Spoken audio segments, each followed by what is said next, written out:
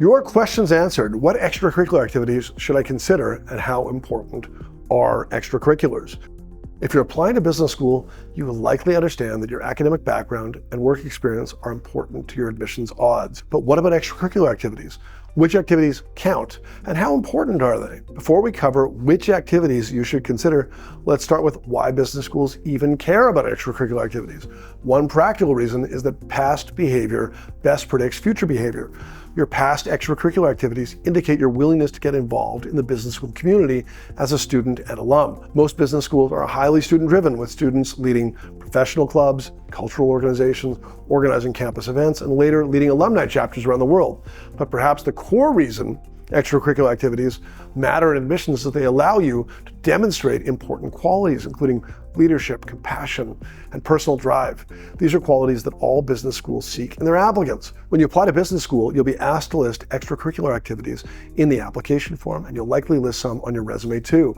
Substantial activities can even become essay topics, especially more personal topics like what matters most to you and why, and how do you plan to contribute to the business school community. It's important to have something you can include outside of your professional and academic background to show who you are.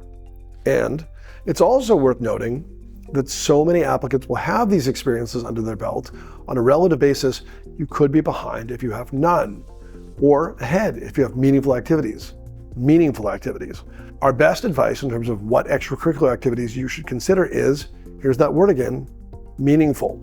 The admissions committee doesn't care where you got involved. They care that you are committed and impactful. They aren't counting your hours. They care about what your extras say about you. So think about what matters to you and think broadly. The most common type of activity we see is probably volunteering through a nonprofit or civic organization. Think of activities like tutoring, meal delivery, animal rescue, or environmental cleanups.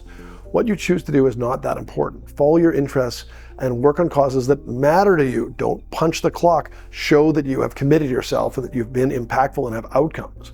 Other activities can count just as much. Count's got to be in quotes. You organize the office softball team, you planned alumni events in your region, you're on the condo board or have a fun side hustle, you're engaged in political or religious activities.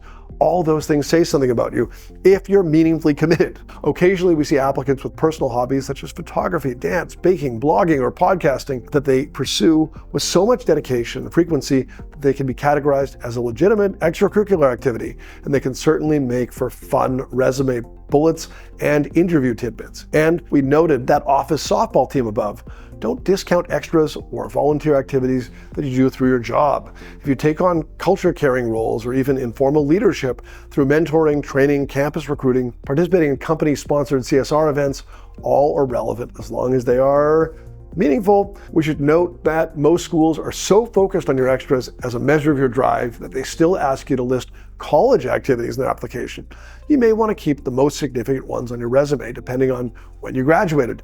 And if they ask you in their applications, focus on those where you've had lead roles or where you had a long track record of involvement. One more question.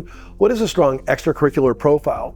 Well, there's no right answer, but generally speaking, we consider 2 meaningful and current activities to be enough to establish that you are driven and to distinguish yourself from peers who often have fewer. But quality is better than quantity. We might still consider a candidate's extracurricular profile strong if they only had one post-college activity, but they pursued it consistently for several years with passion and dedication and demonstrated leadership through it. The importance of this category depends on the rest of your profile. If you come from an overrepresented industry group like consulting or private equity, these activities can be a great way for you to stand out. Similarly, if you're in an individual contributor role without much leadership, these activities can help you demonstrate your leadership potential.